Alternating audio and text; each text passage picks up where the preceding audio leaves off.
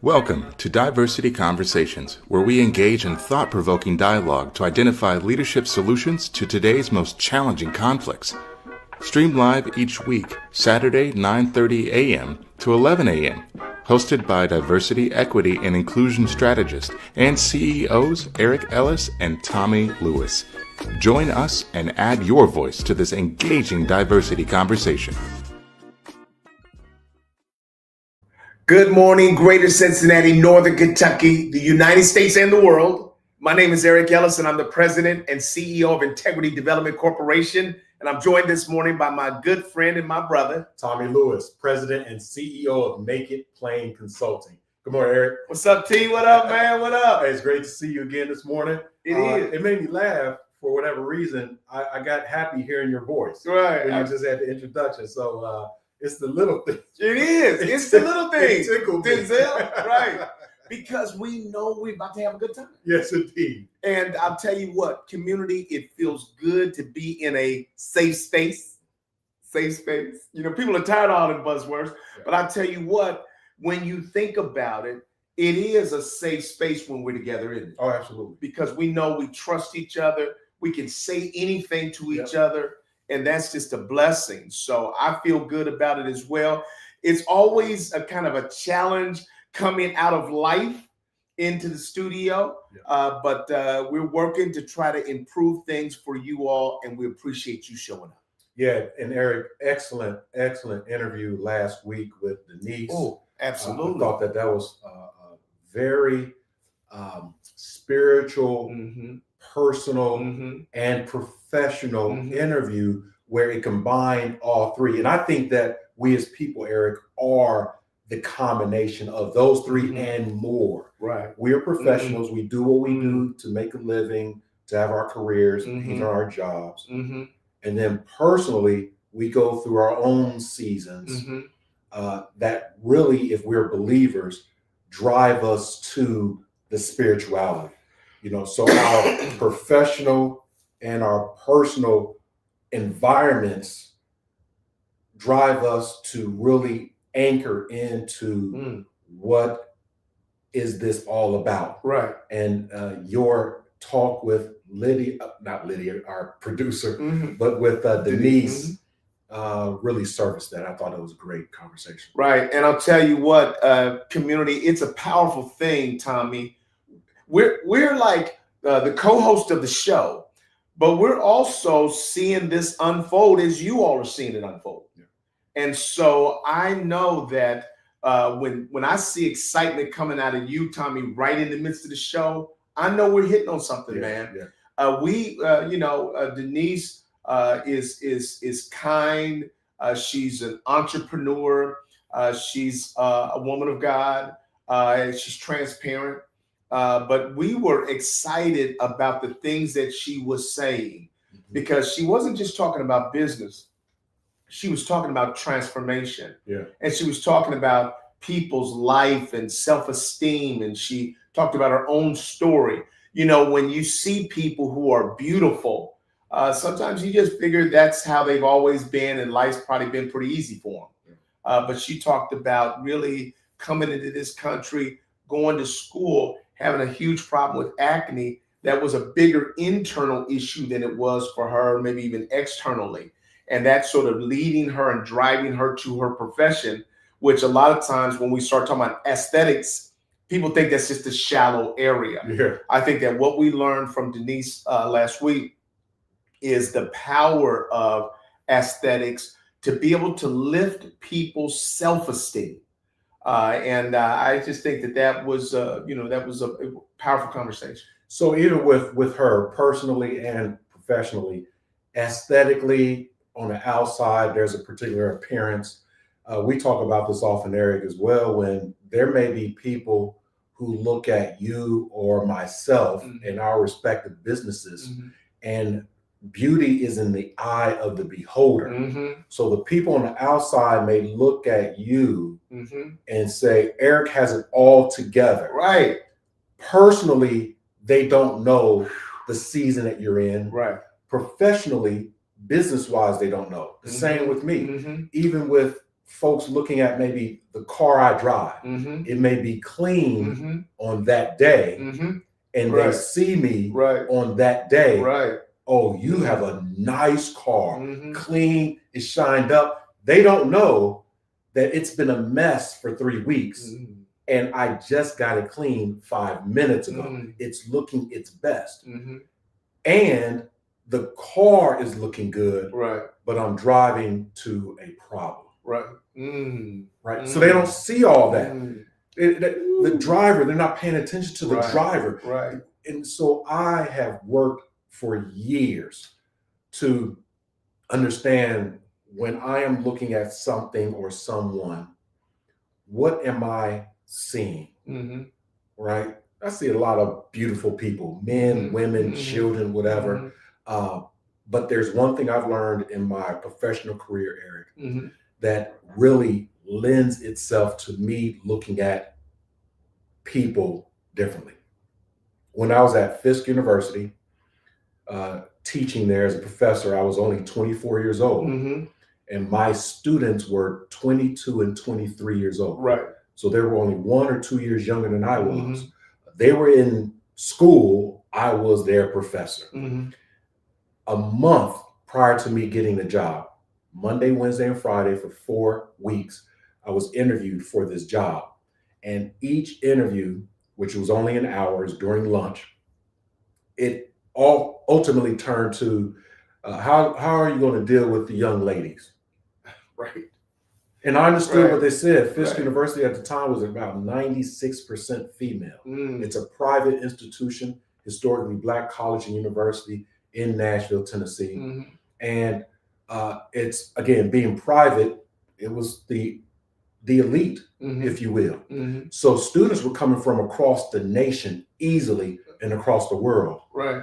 And those students were coming from families of affluence. Mm-hmm.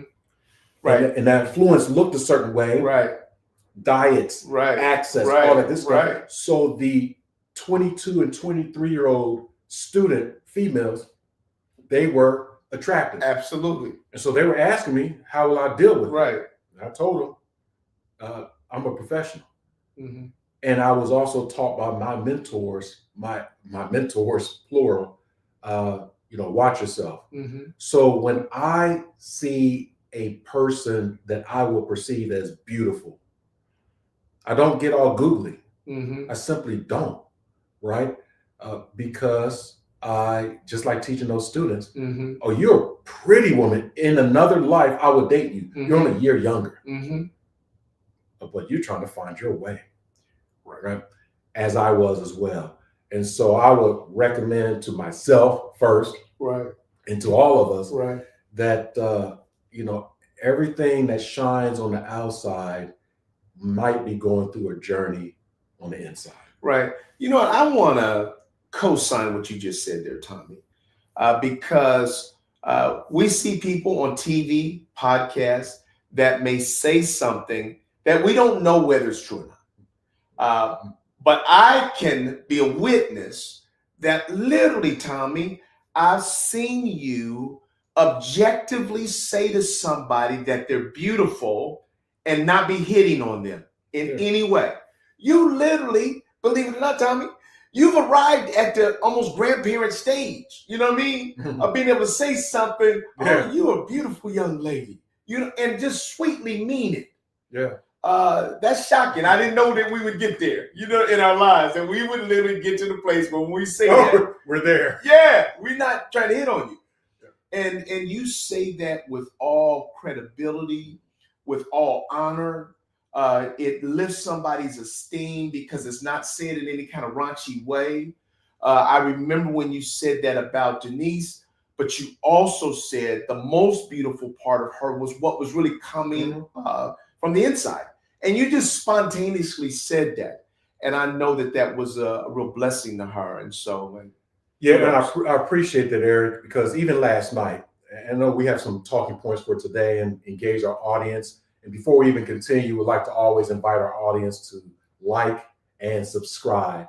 We want you to stay connected with us in 2026. absolutely. It's your year. It's our year. And on my LinkedIn account, Eric, I have 2026 is the year that people are important.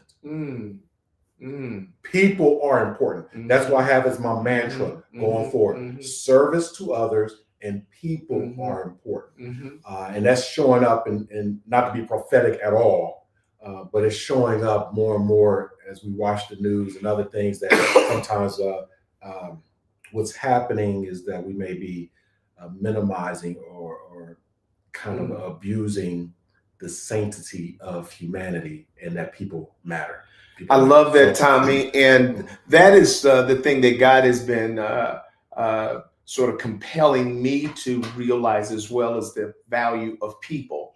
So if people are important, that doesn't mean some people are important. All people are important. And that's not always easy to do. But I know that, that's a powerful thing. And it literally shifts environments and atmospheres, Tommie, when we recognize that.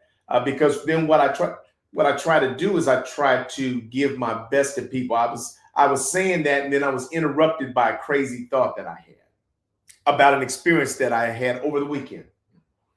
So, Tommie, I am going to the Apple store because my phone, the people can't hear me and I can't hear them. Now, what kind of impact does that have on business, Tommie, if your clients can't hear you?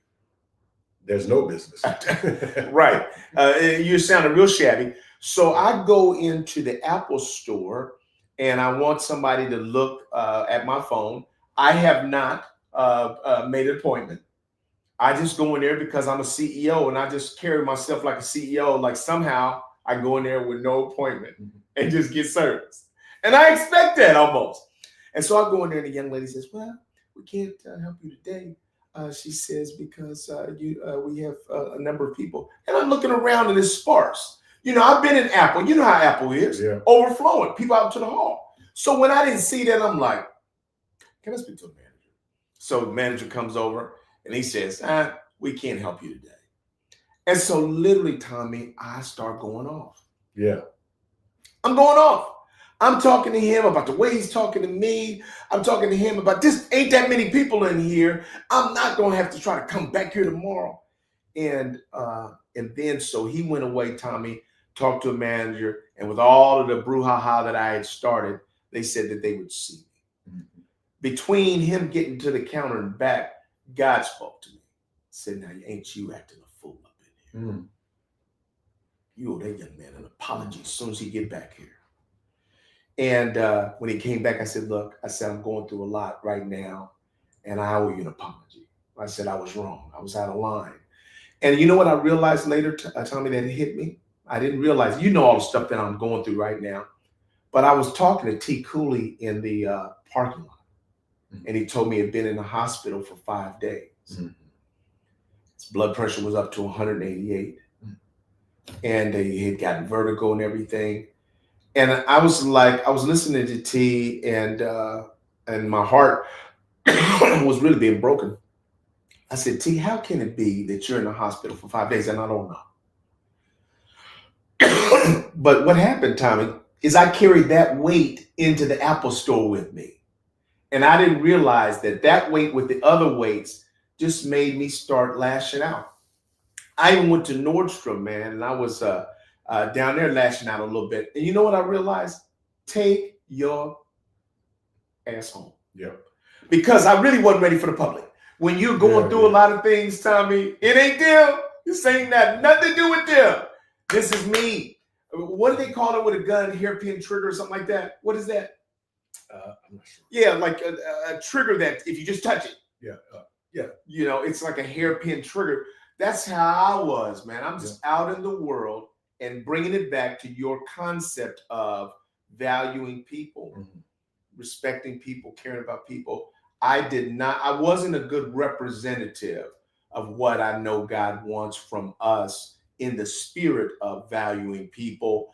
I kind of knew it and then eventually just took myself on home because, Tommie, every day is not our best day. Two things. One, Eric, thanks for sharing. T. Cooley, continued recovery. You're always a prayer away and a call away for support. So thank you for sharing that about T. Cooley, Eric. Secondly, I want to applaud and commend you on your self-reflection and regulation, even in the moment of a series of interactions with others. Right. Because this does not always happen. Right. Just to share and follow up with the story I was going to lead into and get back to you, because I think this is important very quickly. Wife and I went to a concert. It's called a Candlelight concert. It's a new piece. It was in Cincinnati, Ohio, at the National Railroad Freedom Center. And it was promoted as a evening of music, and the artist, etc., is going to be neo soul. And so the venue is not a concert venue. It's actually like a lecture hall, where the seats are in kind of a lecture perspective, and then there's a flat surface that you stare down to. And that flat surface was covered with candles, not flames, but just lighted candles. And in the center was an open space, 4 chairs. When the performance started, 4 individuals came out, 3 Caucasian women, 1 Caucasian man, and they had instruments, violin, cello, another violin, and a different type of violin. I think it was a violin, something like that. So basically it was going to be live strings music. It was a 4-part strings band. Now the audience, Eric, was very diverse, mostly African-American. I would assume that because the songs were what they call neo soul, selections from Prince, selections from Childish Gambino, from Bruno Mars, etc. And so I think that folks on the outside saw that, oh, this is going to be a set. They're going to be covering, who's ever performing is going to be covering my favorite songs. Now there were some other folks, non-African American, maybe Caucasian, Hispanic, etc., sprinkled throughout the audience. And so they came out, performers, and began to perform strings. If you've ever been to a live orchestra or strings, it is strings. It's not heavy beats, right? It's strings. It's no horns, no percussions. It's strings. What are you about to do with some strings? So the strings for me are beautiful. I love stringed instruments. I love orchestra music. And in orchestra music, you just get in the pocket. You just listen. You listen to the composition. You listen to the arrangement, right? There are no words. You listen to the musicianship and this craftsmanship. And so that's what 99.9% of the people were doing, listening. But the point one, there was a woman there who was out of class. She was there as if she was at a comedy show speaking to the comedian. No. So she was talking out. Oh no, Tommy. Y'all better play. Oh Lord, okay. This is a quiet string. Right. Y'all better play. And I'm bringing it up. I'm making the connection here, Eric, because in the short concert that it was, again, maybe an hour and 15 minutes, no more than 90 minutes, she could not self-regulate. There were moments where the entire audience turned to her, Lord. right? And at the same time, there were moments that half of the audience turned to her and the other half turned away in shame and or embarrassment. And so as you were talking about your story, your experience with yourself, the public, and God, God spoke to you. You were skilled enough and humble enough to hear him and to arrest your next experience. Right. Things could get worse. Right. Pause. Right. People are first.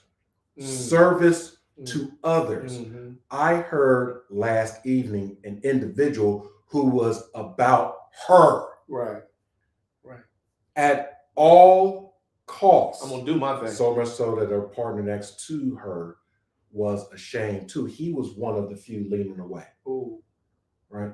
So I'm not at all trying to subjugate, blame, or victimize this one. Yeah, right. That's not what I'm saying. Right. I'm saying that as we move into our talking points too, that we wanted to talk about today, is that self-regulation is best in the moment.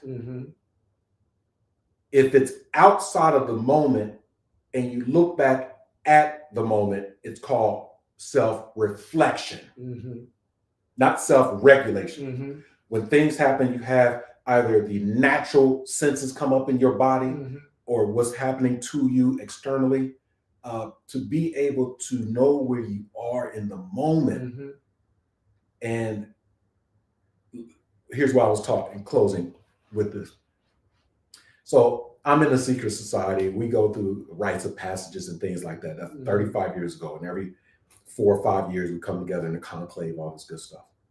And we are reminded that W.E.B. Du Bois said that the most disciplined person is the one that can control what's between his or her two lips, their tongue, and what's between his and her two legs, their loins. That's the most disciplined person, to control what's between their lips and their legs. Right. Those are the things that have gotten humans in trouble. Absolutely. So I take that philosophy into my business, right? Where sometimes I don't speak when I haven't thought things through. Not even, it doesn't have to be 100%, 10%. If I haven't thought it through 10%, I ain't saying nothing. Right. I'm listening to learn. Right. So when I'm out in the public too, maybe engaging at the Apple, right, and I'm going up like a 38, right, and you know what's going on here? I can point at me. Slow down. Yeah. Great job, E. Well, I appreciate God's counsel. I would also say that you mentioned earlier that people in the world that see us, and think a certain thing about you. Life's got to be easy for you guys. And when I'm going through difficult times, I've asked God, why would they say that? Like it feels almost annoying that someone would minimize my whole life in the description of you're basically on easy street. That's another example. Must be nice when you're on easy street. And Tommie, we're not on easy street every day. Matter of fact, most days is hard street. And we are plowing and swinging and punching and getting haymakers thrown at us. But God's counsel has come in again. You remember that God said to me, Eric, why would you be upset at somebody for seeing you the way that I made you?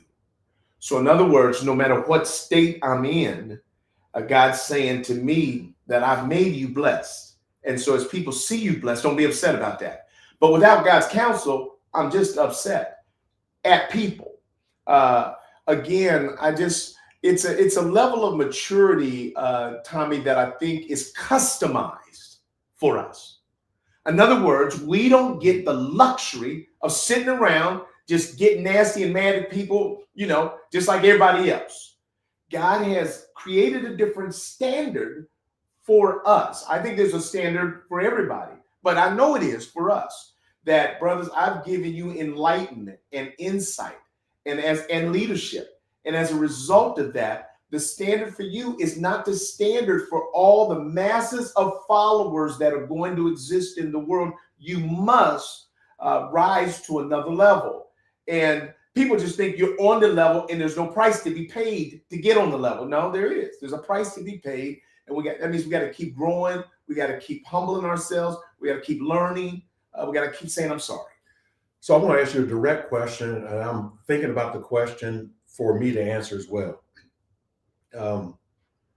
Eric, how do you, or how are you managing the trials and tribulations that are impacting you personally, and the trials and tribulations that are impacting your business, clients, etc.?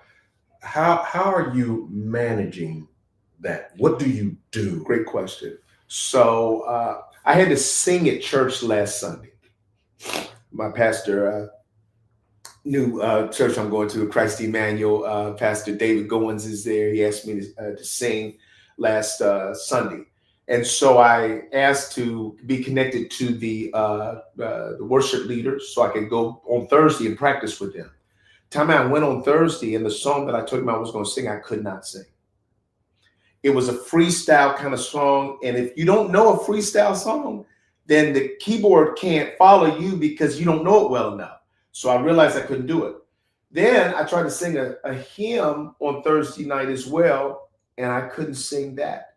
I know the worship leader probably said to the pastor, I don't know if this guy's going to be ready for Sunday. And so I'm looking for songs, Tommie, and everything. And my voice was, I'm looking on chat. And so I got there on Sunday, last Sunday, and God was with me. But here's how that went. So you asked the question, I'm coming back to it. God was with me. I love music. I don't get to sing that often, Tommie, in public. So here I am doing something I love, but now I'm doing it in public, and I don't know what my voice is like. But I took a steam shower that morning. I took my honey and tea, before I went. And when I was singing, Tommie, God was literally with me note by note. I'm like, so thank you, God. I am successfully doing something that I love, but I don't have the freedom today to just freely just do it without thought.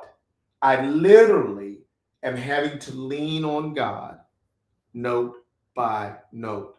So that's how I'm making it through right now, Tommie, is that I'm going through some really difficult times. And God is with me moment by moment. He's brought a lot of joy and expectation and excitement. We are selling our house right now. We were trying to select who would do the deep cleaning, and I chose the wrong company. And then somehow the date didn't work. So the other company then had to come in. The other company was the right company. It was a wonderful Mexican woman and her 6 family members. They descended upon my house. Tommie, we had a prayer meeting up in there. LGYs came over, prayed for them, laid hands on them. We up in here crying. I'm buying Popeye's chicken. But they literally put an anointing in my house. And while I was there, just enjoying that I've got the right team up in here and they're getting placed looking beautiful, I just broke into tears. I just burst into tears. I tried to play the song, and before I knew it, I was like, because I was overwhelmed by the fact that God is with me even in the midst of a storm. And I cried. I don't stay there long, but you just have to honestly express what's happening inside of you right now. And every moment is not filled with joy and excitement. This was even, it was a cry of gratefulness. Sure. That God, you're answering my prayer. I can't believe my real estate agent, she came in and saw the house. She had been there a week earlier. She said, Eric, I can't even believe you did this in a week. She said, it would have taken me a month and a half to get everything put into order the way that you did. But the only way I did that is that God was with me. So the long-winded answer, Tommie, is that the only way I make it is with God, moment by moment, making mistakes, making good decisions, seeing the seriousness of life, and sort of being in the arena. Yeah, that was helpful, Eric. And I was listening. And for those who may not believe in God or the Most High, or those who are really coming along in their journey, like Denise, our guest from last week, was mentioning, to those who are fully committed and know the power that God has continued to place in their lives, not only in times of harvest, but in times of famine and desert. Mm. I would also add and ask you to share any practical or tactical things that you might do as well. I'll share very quickly what I have done over the years. I believe in therapy. Yep. And so I've gone to therapy, and I haven't gone to therapy personally for me, but I've gone multiple sessions of marriage therapy, right? And it's absolutely provided me tools and techniques, not just for the marriage, for me. Absolutely. I use them today for the books that they refer me to the research, the real research, for the PhDs, etc. So not just happenstance or somebody has gone through a similar situation. Nope. I want to see all the resources, the references, the secondary. I've gotten all those. So therapy. Secondly, is my own sounding boards, i.e. personal board members. I learned through my parents' upbringing of me, as well as therapy, that suppressing feelings is not good. Right. So it can lead to depression, which shows up in different ways. It can lead to dismissal of reality, and the reality of those emotions, that our emotions never lie. They are what they are. And so if we develop the mental skill set of suppressing that emotion, it will surface in another time, in another way, right? Through another experience.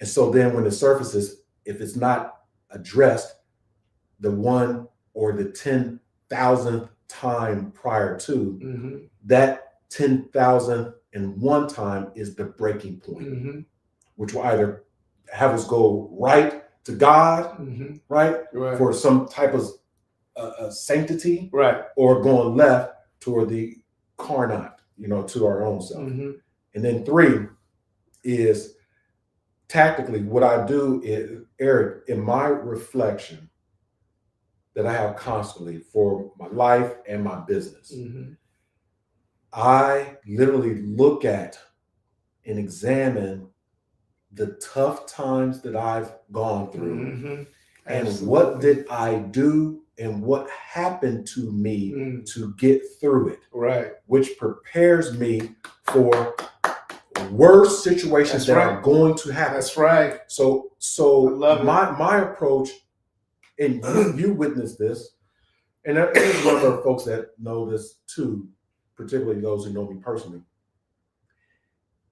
I've had certain very traumatic events that's happened to me for 19 years, every week. But I laugh, I golf, every week. And when I talk to certain people who know the story, and they say, "Still," they were saying it. He was 12 years old. A lot of pressure. Still. And I was like, yeah, but I don't suppress it. I don't always just say, "God help me." Right. What I do is, what can I control? And whatever I can control, whatever I can do, I do it. Personally, I am task and action oriented.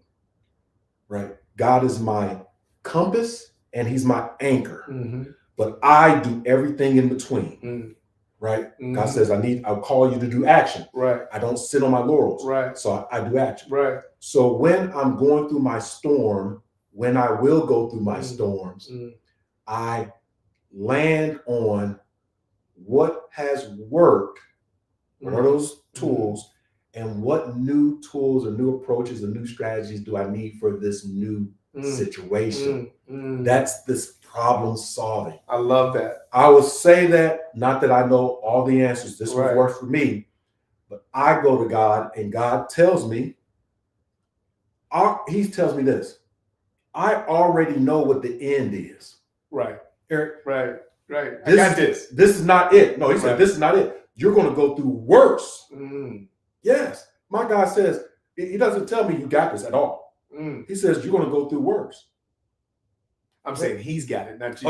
Yeah. I'm sorry. So when he tells me you're going to go through worse, and he knows the end, then he directs me to some scripture, that he won't put on anything that I can't bear.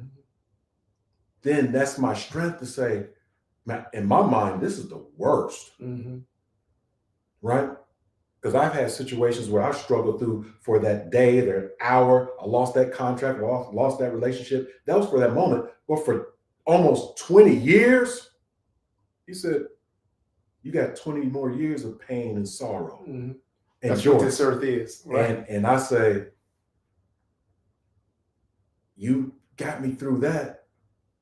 What is it on the other side? Eric, what is it? Right. What is that ultimate joy and bliss in heaven on earth as it is in heaven, that kingdom? Man, that's why I get excited and say, I just deal with it. Right. So community, and we want to make sure that we come to some of your comments too. So I'm going to say something, then Tommie, let's take a look at a couple comments. I want to just make something clear to you, community. You hear Tommie and Eric talk about God a lot. And we don't talk about God because we're some kind of angel. We don't want you to think that either of us are saints. We're not. We're people. And as long as you're here on this earth, you're going to have flesh, you're going to have battles, and you're not going to win them all. But what you hear is two men who have been convinced over our lifetimes that God is real and the better way, and has answers that we don't have. And so that's a powerful thing. I'm so grateful that God is looking out for me, is looking out for us as we try to live through this life, because we'll find ourselves in difficult times, in difficult days. But then out of all of that, you'll hear from us great expectation and anticipation about what the future holds. I know that the Bible talked about there was one passage that talked about 7 years of prosper, and you need to save up during those years so that when 7 years of drought came, that you were going to be okay with that as well. So that's how I feel in my life, is that I go through prosperous times and droughts, but my excitement is that I have a relationship with God and God is in control, and I have a purpose here on earth that I'm trying to live out. And so that's the excitement of each day, is being able to get up knowing that I absolutely do have a purpose, something that God has created for me to do. Yeah, that's great. Again, as I was saying before, some episodes ago, that as I was going through, and I am going through my challenge, I bought a book, and it's around daily meditations and prayers. Has that scripture. It's not necessarily a scripture, it's just inspirational words, and then it has a journal. Now that today is the 17th of January, I've taking a look at 17 inspirational scriptural notes to myself, and I've written notes. So I've created a habit of starting the day actually scribing either a reflection or a proclamation of what I'm going to do going forward for that day. So that had reminded me of when we talked off air before the show. You had a subject or topic that you wanted to talk through around what are the few things that we want to achieve this year. And I coupled it with, let's talk about the business and how are we either pivoting, adjusting, changing, stopping, or moving forward in keeping our businesses going. Because both of us, we are our business's number one asset. We're not the only asset, Right, but we're the number one. right. And so if our businesses go away, then there are ripple effects. And so one of the conferences that I went to this week, there were a number of speakers, but one speaker was talking about two different things and combined them together. She was talking about the ripple effects of our doings, that we often don't see the final layout of the ripples. The other topic that she was talking about was, and this is part of her business, is how might we bring joy and laughter back in the workplace. Okay, love that. So I want to ask you, Eric, from a business perspective, what are you doing, and what might the community and its own network and connections do to keep your business afloat, to keep servicing your clients and potentially new clients? Right. So I'll share with you the number one strategy that God has unlocked in my brain that is working for my business. But when something comes from God, Tommie, it has far more application than simply to our business. So you've heard me say that God said to me, Eric, answers that you are looking for in business, they're not in Washington, they're not with the Republicans or the Democratic Party. It is with your network. So that's what God said to me. It's with your network. I want you now, Eric, you have a vast network of people that you know, and I want you to tap your network in this sort of people-to-people business stimulus approach. What I didn't realize, Tommie, was when God said tap your network, he wasn't just really simply talking about business. And so as I'm preparing to move from our house, I've tapped my network to help with the house. And so people from the West Golf Club have come through. Jack Bina came through and painted our master bathroom, painted the ceiling. I mean, restored it to just its original luster. Spent 12 hours there, just singing and whistling and working. And at the end, I said, Jack, what do I owe you? Jack said, you don't owe me a thing, Eric. Right.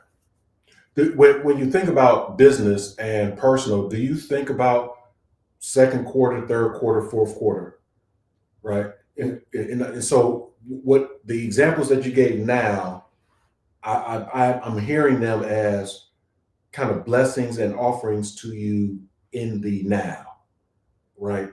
And so as you think about how do you sustain your business, how are you thinking about either sustaining current business in quarters to come, or getting new business in quarters? That's great. That's a great question. And so Tommie and I operate in different ways. We have different strengths that manifest themselves successfully. Yeah.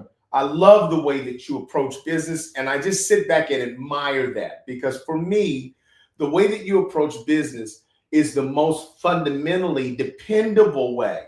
So I would say to most people, make sure you're leaning into what Tommie Lewis is doing strategically around business. My approach is more a faith-based approach that I think has the same kind of success, but it's based on faith. And so right now, what God said, tap your network. And so I've tapped people within my network and offered them this opportunity where I say to them, look, if you bring a deal to me, I will give you either $2,500 or 5% of the first contract, whichever number is greater. And so I've got people now that are coming to me. Some have suggested, Tommie, that they want to work for me without a salary. They want to just take the deal. They also want to be consultants with me. And Tommie, that line is beginning to form. And what they're bringing to the table are significant corporate opportunities that will take care of second quarter, third quarter, next year, 5 years from now, because of the size of clients that they're bringing to the table that I wasn't myself getting. Yep. So they're bringing, and I'll give you an example. I may have said this to you before. I was in my first meeting with a large global company, 33,000 employees, $17 billion company. And literally, I'm watching my person talk to the client, and they're having a love fest before I ever open up my mouth to say anything about business. And I sat back and said, only God can do something like this. I couldn't have gotten this on my own. Trying to connect with that business person, I wouldn't have had the kind of relationship and history. And so by the time we got to my conversation, it was almost like, now what are we here to talk about? Indeed. The business deal is already sold. Yeah. I mean, she's given me insider access. We're going to be hiring a new learning and development. Hey, when that person gets on board, hey, just be patient. We got you. And I'm seeing one after another after another. Another one came to my office. I had lunch for him, a retired vice president of a major auto manufacturer. I talked to him about what's going on in my life. And that was the story that he needed. He said, Eric, this is why God sent me here for this. But by the way, I want to work with you. I've retired. I can work with anybody. Yep. But I want to work with you because I said to God, I wouldn't do anything that's not meaningful. So when that person says they want to work with me, that is second quarter, third quarter, 5 years from now. And so that's where my faith, and it shocks me, Tommie, because what I have to do is I have to kind of rest on God. But he's showing me that he's capable of meeting my needs, and he's never late. So that makes sense to me, Eric. Just I want to pivot in the same vein for you as the business coach. You are meeting with a person who has decided to leave their organization. Maybe they've had it for some years, and they're going to step out on faith. They have the faith, et cetera. They're going to step out on faith and start their own business. And now 6 months, 9 months into their business, not really creating the revenue that they need to survive. Maybe even getting closer to a year. That now they're needing to make a decision. Do I keep the faith, right, or do I kind of get a job? Because at the end of the day, bills have to be paid, business and personal. And so I understand the strategy of having the faith, right? That will project business growth in 2, 3, 4 quarters or 5 years. What advice might you share with the person who has stepped out on faith, anchored in faith, but not bearing fruit from the work? Great question. So, like you, there are some very fundamental things that you must ask and assess up front. You can't just get caught up. You can't just say get caught. I'm gonna get caught up in the spirit. I was seeking the Lord and I was moaning last night and on my knees and I just felt an unction. No, can't run a business like that. So you have to ask some very fundamental questions. Number one, what business am I in? Do I have the skill to do that business well? Is there a market for what it is I'm trying to do? In other words, if there's no market for it, then I might not be able to do business in that space. If I don't have the skill set and credentials to do it, so I think there's some very fundamental business things, Tommie, and questions that we must ask that must be answered. We can't just be caught up if we're trying to do something that there's no demand for. Indeed. And we don't have the skill to do it. We don't have the capital to do it, the skill to do it. God hadn't really told us to do it. We're just out there under an unctioning. No, you cannot do that. There are some basic formulas that must exist. So for me, I had to pivot. DEI was getting killed. 7 years ago, I pivoted because God showed me this end 7 years ago.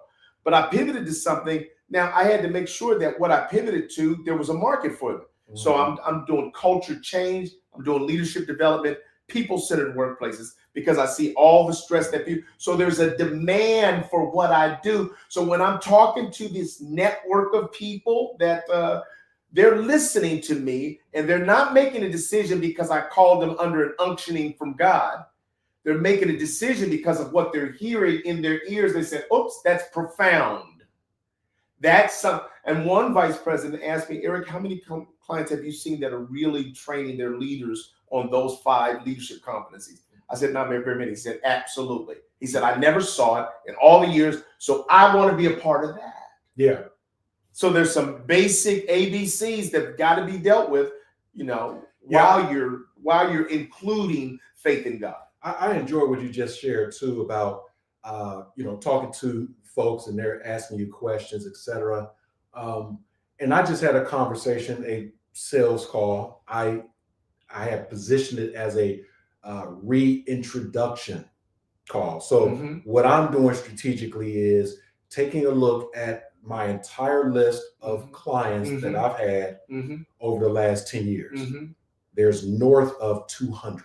Right. North of 200. Now, of the 200, probably 50 are existing. 50 to 60 are existing. We're working with them. Some of them every week, others every quarter. Right. So I put that in this bucket. I moved over to the 150 or 140 that we are not working with. Long story short, some of the local area. No, I'm sorry to interrupt you. Don't let him get away with the long story short. I'm telling you, it is a long story. It is an intricate story. Do not miss what Tommie Lewis is saying here. That's what I'm saying to you. That if you want to follow something, follow what this brother is doing, because he's got a long story short. He's going to shortcut us like that. Just cut out all the details. We got to come back and hit this next week, because it is a long story that is profoundly strategic. And I love that. I appreciate that. I appreciate it. Yeah, community chiming in. Thank you, Lillian, too. All right. So let me share with you what happened. So we have the clients that we haven't been with in some time. Yeah. I send the emails to the client, hoping that they're still with the organization, but not knowing. Right. I also look at the leadership team of that client, which may be new faces, etc. If there's an email attached, then they will be attached to the email that I send to the existing client person contact, right? Again, not knowing if they're there or not. Just want to reintroduce you to myself and Make It Plain Consulting. Over the years, we've strengthened our services. We'd like to share these services with you and how we might partner or continue to bring value. I use that language. That language that I just shared is specifically from a sales webinar that I attended. So I just copied and pasted. So now go up to the client, me and my COO, Chief Operating Officer, met with and introduced by a gentleman who I had never met, but had been with the organization fewer years than the last time we had engagement with him. So he doesn't know me and remember me, but there's going to be a small audience of folks, including the executive director, who is a decision maker, right? So the executive director was actually on a call that was starting and in her office, and we were in the conference room. So she stepped in and said, I would love to be with you, but I'm on this conference call. I may get a question or two asked of me, but you can get started. No problem. We start the conversation with me introducing myself and Nicole, and 5 minutes later, the executive director comes in, literally, and says, I'm so sorry. Could you all meet in my office? Okay. Yeah, we can meet whatever. She says, as we're walking to her office, I'm on this conference call. I know I may be asked some questions at the end, but I can answer those questions when they ask me at the end, which is going to be in the next 50 to 60 minutes. I want to hear this conversation. So when she said that, I want to hear this conversation. Right. I adjusted my pitch, right? So it's not a sales pitch, it's a relationship. Bingo. Ask. Absolutely. So now, absolutely. We get in there, we're talking a little bit more. And we're talking about our 4 lines of business. We are a human resources management company. I'm sorry, Tommie. I'm interrupting him all day today. Here, go back to it's not a sales pitch, it's a relationship. Hit that, man. So That's huge. So the relationship begins with the philosophy that people are an organization's number one asset. We are people, human beings. The client, the person we're talking to are human beings. The employees are human beings. The people that they serve, even if it's business to business or business to customer. Business to business is B2B. Business to customer is B2C. They're all human beings. And so the relationship piece is I need to reframe my business sales to being a person. And being a person is to listen more. Because I don't need to tell you about me as a person because I already know me. But I may not know you as a person. Now, in that relationship piece, you speak from the heart, you reach the heart, you speak from some space of pain or need, you will speak to a pain or need. And so as I lay out my 4 lines of business, human resources management, that's what we are. I had to give clarity there. I had to give clarity there that we're not a DEI company. We've never been that, ever. We've been an HR company. That's right. And we have done consulting in that space. We have workforce development training. We have coaching. We have economic inclusion. I said, as part of our, workforce development training, we do things. We have, interactive training. Literally 90 to 95% of our training is interactive. We literally enter into our first activity within 7 minutes of the start. She says, is it 7? Yep. Research says that for adult learners. Excellent. And she leaned back. There's the other gentleman. He was there. My CEO already knows all this. So she's just listening patiently. I said, there's one activity that we do.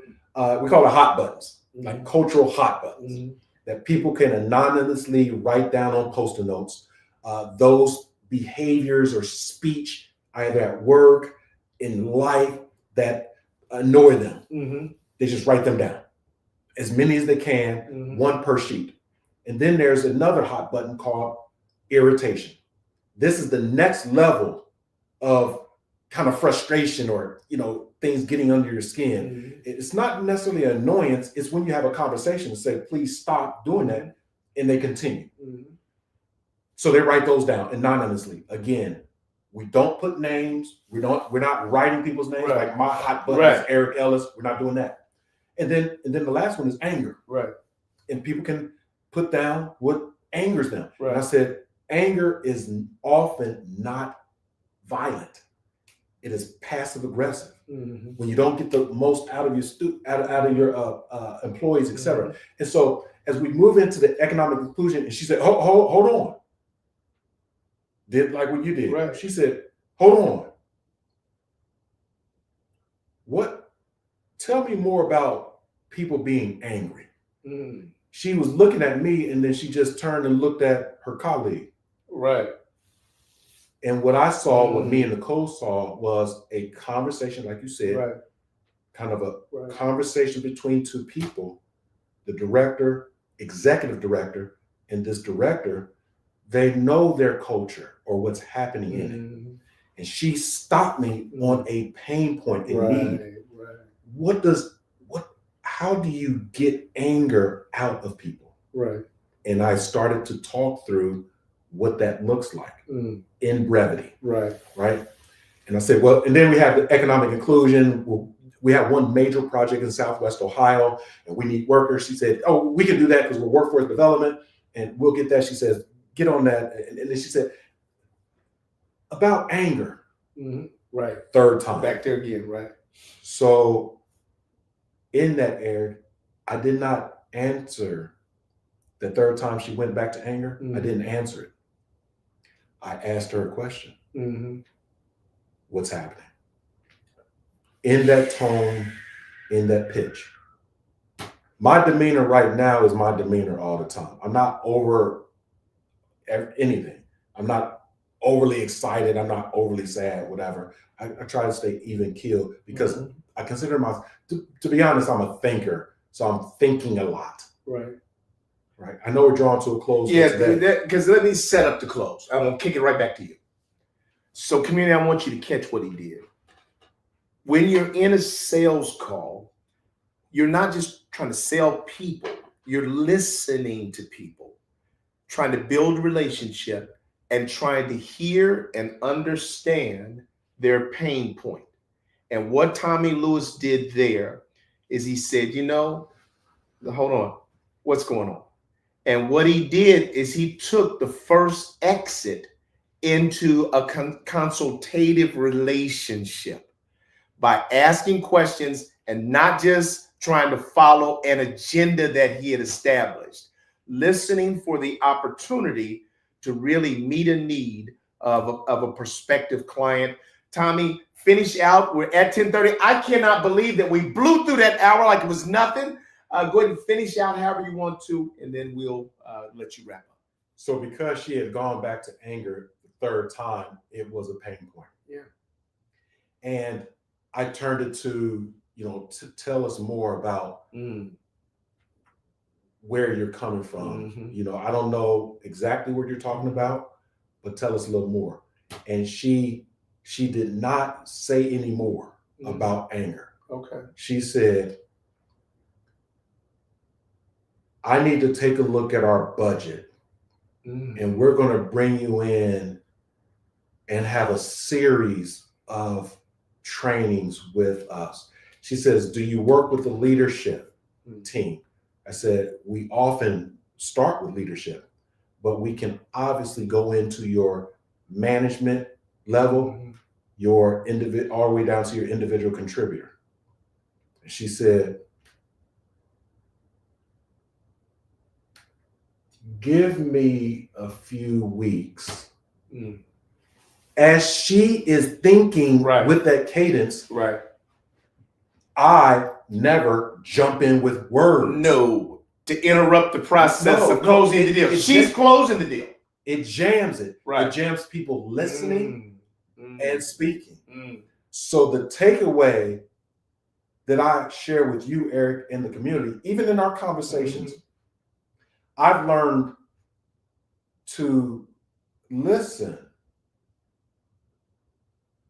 and allow space to be filled with God. Not with me, not jumping in with my voice, jumping in with my presence, jumping in with my physical self. But if someone's thinking, contemplating, I do put on my coaching hat and I don't give any direction, any advice. That's not what coaches do. Coaches ask questions. That's right. That's it. Exactly right. They offer up options to consider. Here are 5, not 1. That's a tell. And so I just listened. And she told us they're going to engage us, a timeline, that 1 year is not enough, multiple years is good, that the whole organization needs to happen, and that we're going to start with the top. And she says, I'm going to connect you with this other organization that we work with that I met through my sorority, if you will, and they need help too. I said, okay.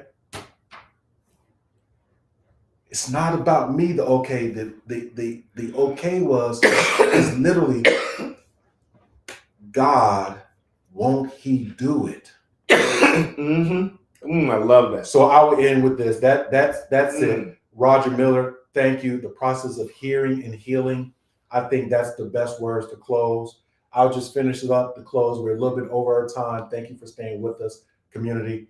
Thank you, Brooke, for being with us. Thank you for thinking about the studio. Right, we got it right. And so we want to once again thank our community. I want to thank my brother Eric for being a friend, a brother, a confidant, a sounding board to myself.